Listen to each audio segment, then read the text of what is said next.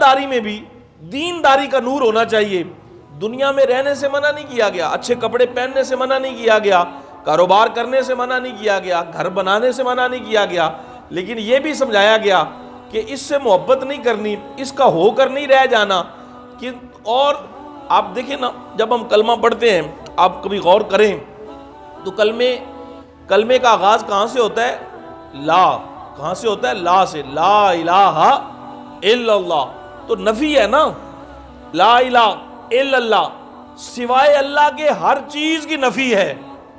اب جو بھی چیز اللہ کی محبت کے راستے میں رکاوٹ بنے, اب ماں کی محبت بڑی بیان کی جاتی ہے اور ہے بھی, باپ کی خدمت کا صلہ بہت قرآن میں بیان کیا گیا ہے, اور آپ کو صلہ رحمی کا حکم دیا گیا ہے بہن بھائیوں سے, دوستوں سے, برادری سے, خاندان سے.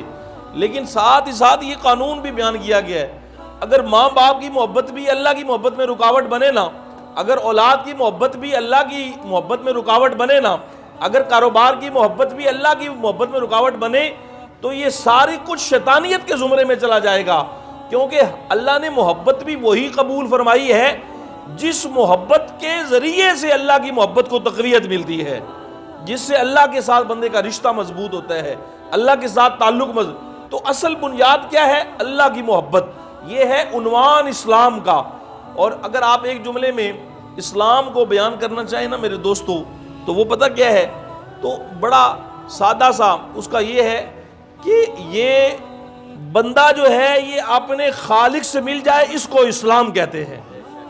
اس بندے کا تعلق, اس مخلوق کا تعلق اپنے خالق سے جڑ جائے, اللہ کی محبت اس میں جلوہ گر ہو جائے, اور یہ اللہ کے نام پہ قربان ہونے کے لیے تیار ہو جائے. تو یہ ہے وہ تعلیمات جو کملی والے آقا نے اپنے عاشقوں کو سکھائیں. اور آپ دیکھتے ہیں نبی پاک صلی اللہ علیہ وسلم کے چاہنے والوں نے, حضور کریم آقا علیہ السلام کی بارگاہ میں رہنے والوں نے جب مدینے والے نے اشارہ کیا نا, کہنا بھی نہیں پڑا, اشارہ کیا, تو انہوں نے گھر کا گھر لٹا دیا, اولادیں قربان کر دی. میں ایک دو چھوٹے چھوٹے واقعات آپ کی نظر, کیونکہ رمضان کی اصل آپ دیکھیں نا, ہے تو اللہ کی عبادت, نماز روزہ, ہم عبادات کا ذکر کرتے ہیں, لیکن اگر آپ غور کریں گے نا تو اس ساری عبادات میں بھی صلہ رحمی اللہ کی مخلوق سے آپ کو ملے گی.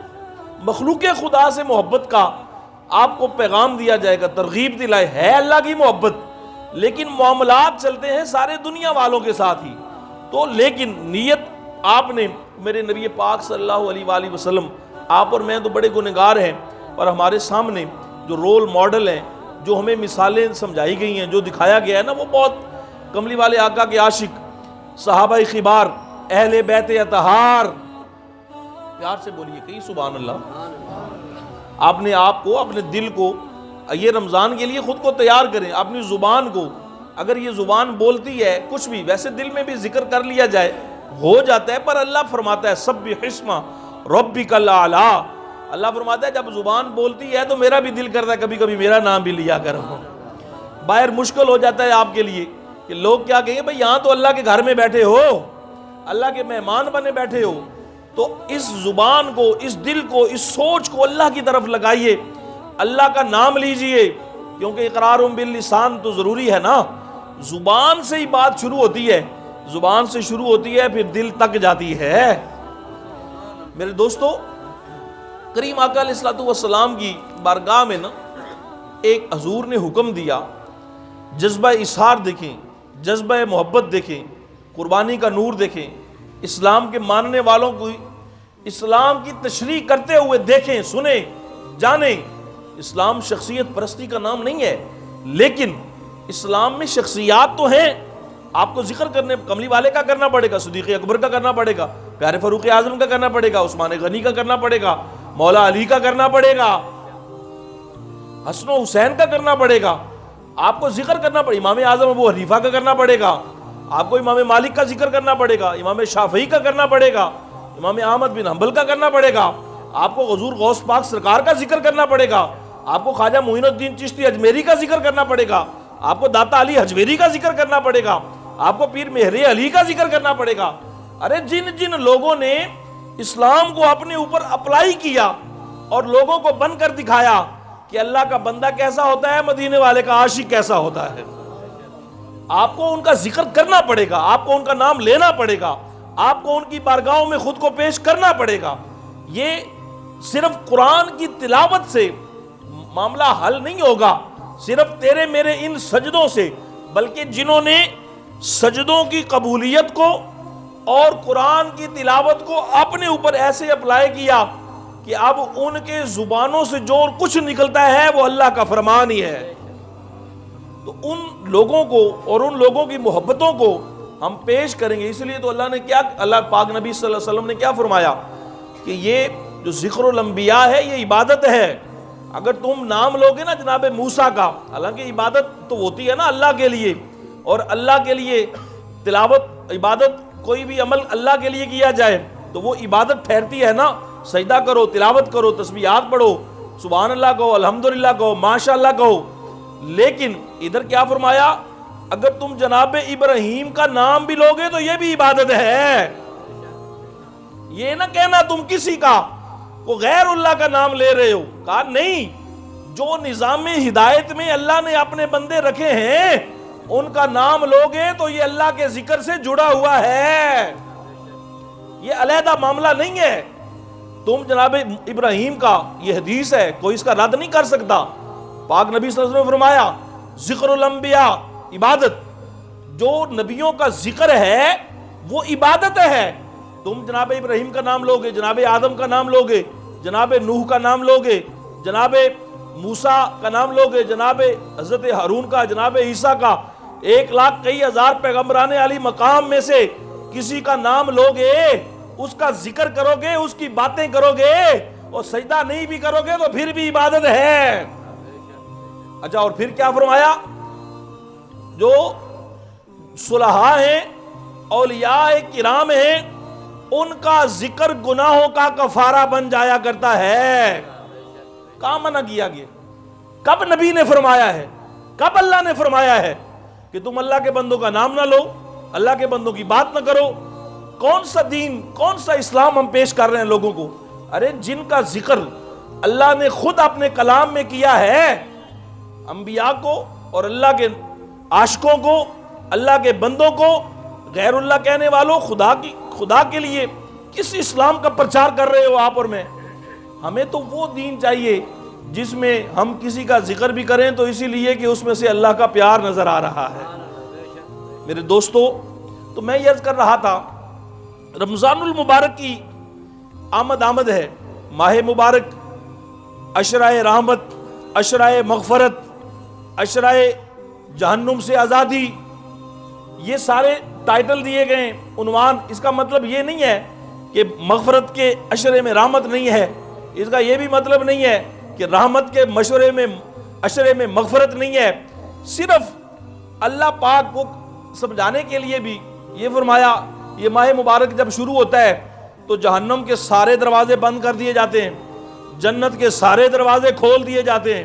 ہمارے شیخ کامل فرمایا کرتے ہیں، ہم حیران ہوتے ہیں اور سوچتے ہیں، جب اس کا تو یہی مطلب ہے نا، جب جہنم کے دروازے بند ہو گئے تو اس کا تو یہ مطلب ہے نا کہ اللہ چاہتا ہے کوئی بندہ جہنم میں نہ جائے۔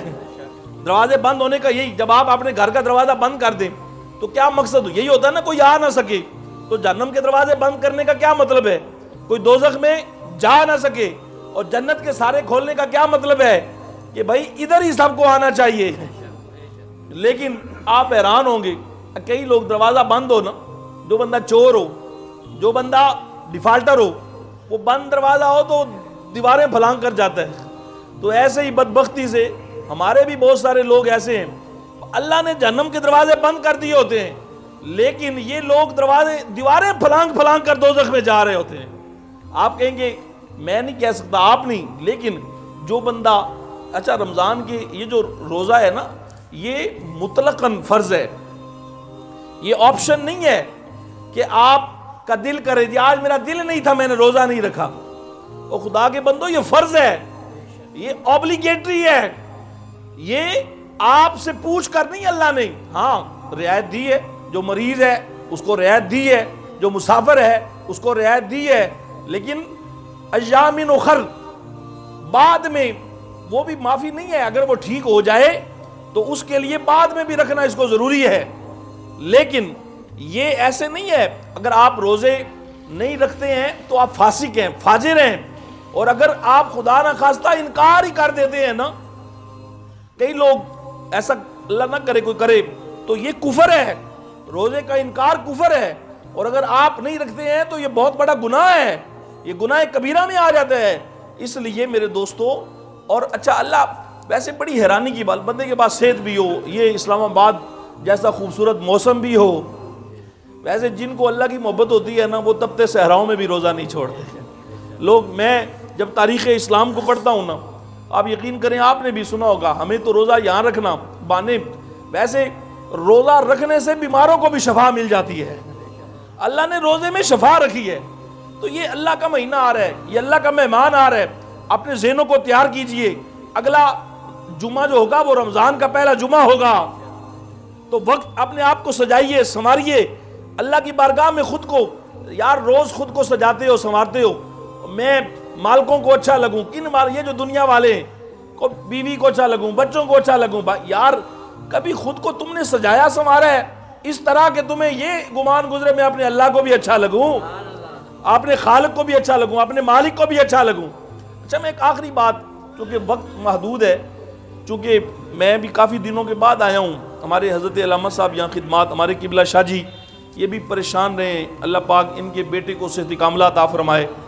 جو میں بھی ملک سے باہر گیا ہوا تھا، میں بھی وہاں سے واپس ابھی لوٹا ہوں، پھر آگے انشاءاللہ تعالی جانا ہے، آپ دعا کیجئے گا، ترکی بھی جانا ہے، چونکہ وہاں بہت حالات مشکل ہیں۔ آپ سوچیں، آپ وہ جو ترکی میں ہوا ہے، یہ جیسے یہ پلازے بنے ہوئے ہیں، ایک بلڈنگ میں 40 گھروں، اور ان کا ہر گھر میں سے ایک آدھا بندہ باہر ہو، وہ بچ جائے، باقی سارے ہی مر جائیں۔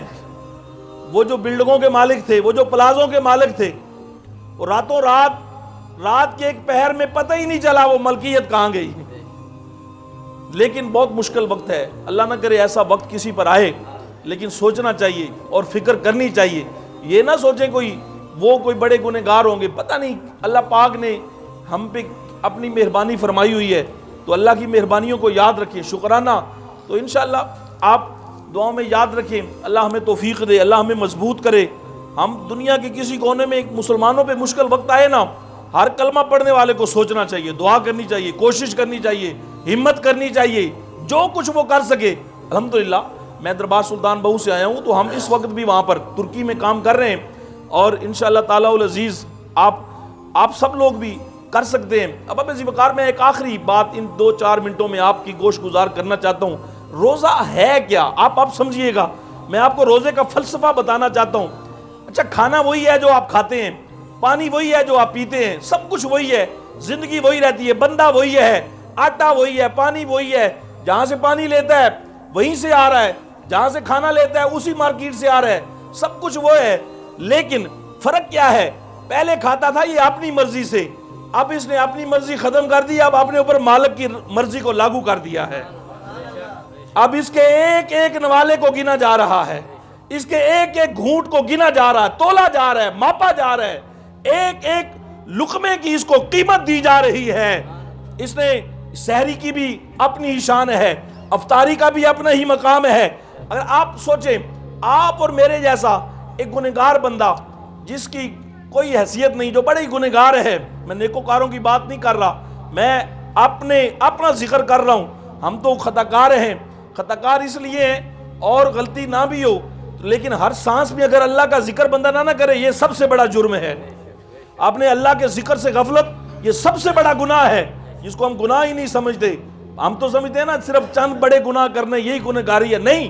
ارے جو ہم جن فقیروں کے معنی سخی سلطان بہو پتہ کیا فرماتے ہیں؟ جو دم غافل سو دم کافر، ایک سانس بھی جو اس کی یاد کے بغیر آ رہا ہے وہ حالت کفر میں ہے۔ یہ اللہ کے عاشق کا فتویٰ ہے، یہ اللہ کے ماننے والے کا فتویٰ ہے۔ اب آئیے سنیے، بات میں ختم کرتا ہوں۔ آپ اور میرے جیسا ایک عام شخص گنہگار جب وہ رکھ لے روزہ، اس نے روزہ رکھا، صبح سحری کی، تو ایک ایک گھونٹ کے بدلے میں اللہ اس سے راضی ہو رہا ہے، ایک ایک نوالے کے بدلے میں اللہ اس سے، حالانکہ کیا وہی برتن، وہی کھانا، وہی سب کچھ، لیکن کہا ارے جیسا کیسا ہے، اس نے کوشش تو کی ہے نا خود کو میرے نام کرنے کی۔ اب جناب وہ رکھ لیا، روزہ رکھ لیا، اب اس کا مقام کیا بنا اللہ کی بارگاہ میں۔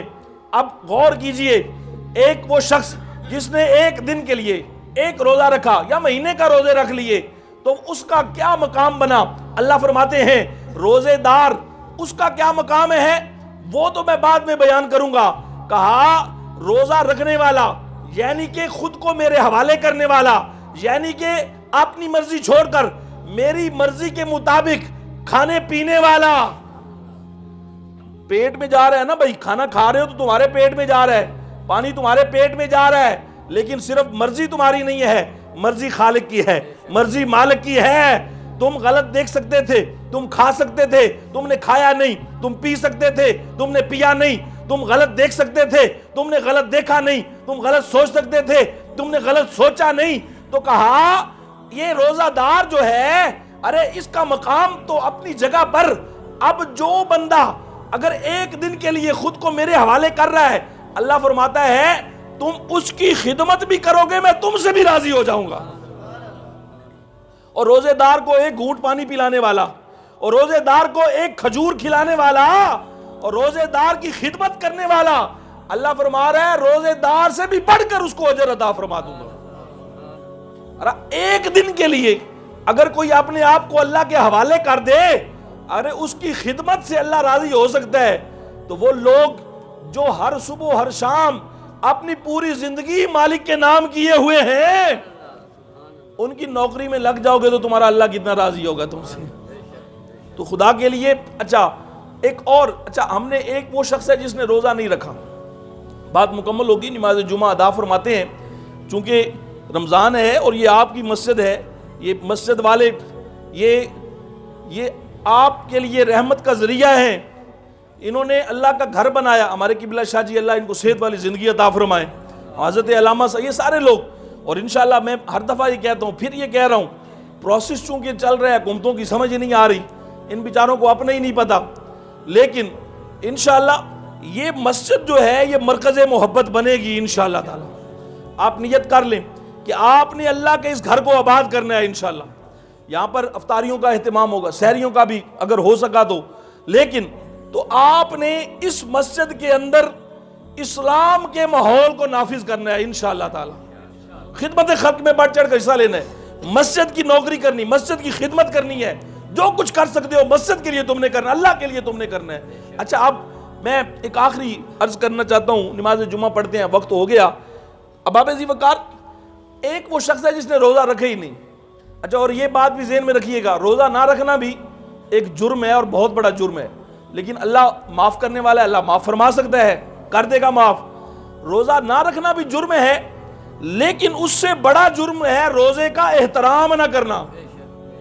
ہم کیا کرتے ہیں، ایک تو روزہ ہی نہیں رکھا، سر عام کھاتے پیتے ہو، ظالموں، اللہ کو چیلنج کرتے ہو، نبی کو چیلنج کرتے ہو، کلمہ پڑھنے کے باوجود تمہارے بازاروں کی رونقیں ختم نہیں ہوتی، تمہاری کھانے پینے کے اڈے بند نہیں ہوتے۔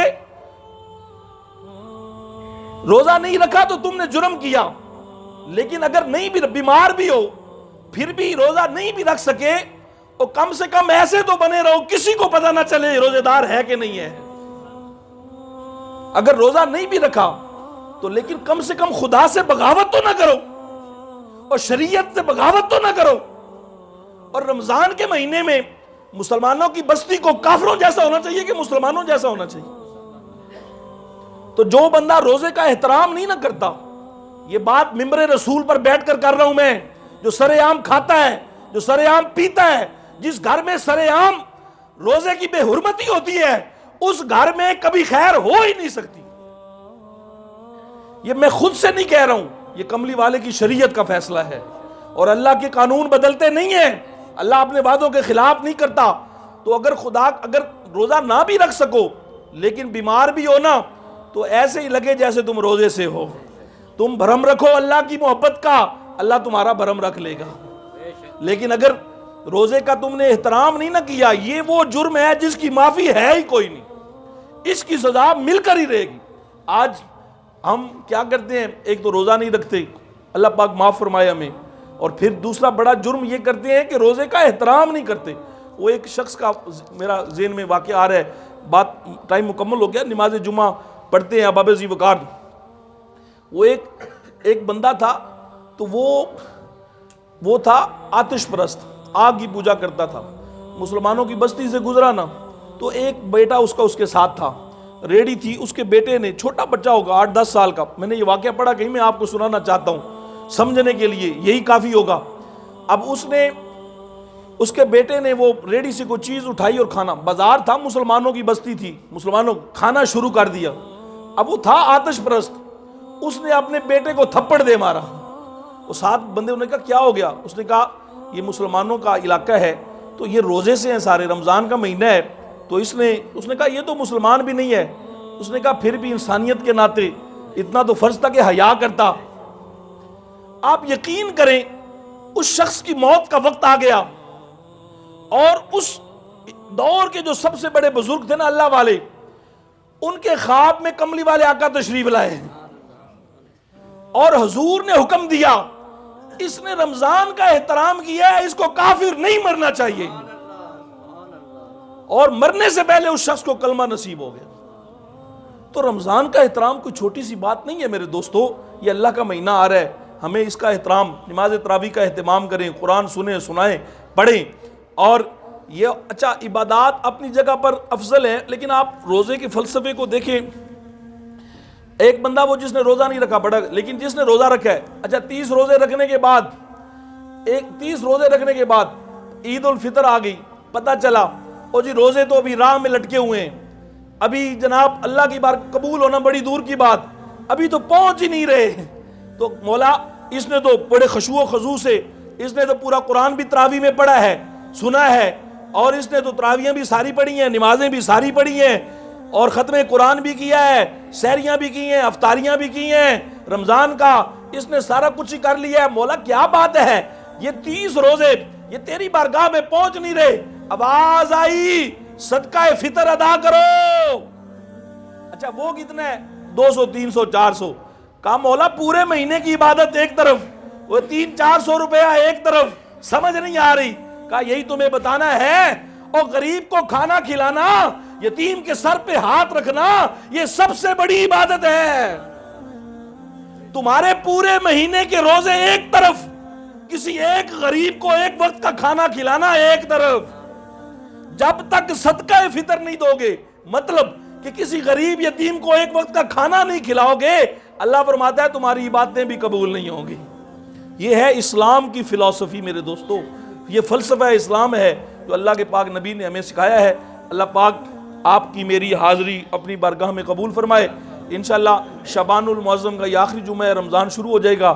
رمضان شریف میں ظاہر ہے ہم لوگ بھی، لیکن آپ لوگ مسجدوں میں وقت پر آئیں، نمازوں کی پابندی کریں، اور انشاءاللہ اور صدقہ فطر کا یہ مطلب نہیں ہوتا آپ رمضان کے آخر پہ دیں، رمضان شروع ہو جائے نا، یہ غریب کی مدد کرنی ہوتی، کوشش کرو رمضان کے شروع میں ہی جو تم نے اللہ کی راہ میں دینا دے دو، اور جس غریب کو تم عید والے دن دو گے وہ کیسے عید منائے گا؟ تو عید کی خوشیوں میں شامل کرنے کے لیے شروع میں ہی، یہ کوئی فلسفہ نہیں ہے، عید سے پہلے دینے کا مطلب یہ نہیں کہ عید والے دن ہی دو، جو صدقہ فطر جتنی اوقات ہے اللہ کی راہ میں خرچ کرو دل کھول کر، اور سب سے بڑی عبادت یہ ہوگی کہ اللہ کے گھر کی مسجد کی خدمت کرو۔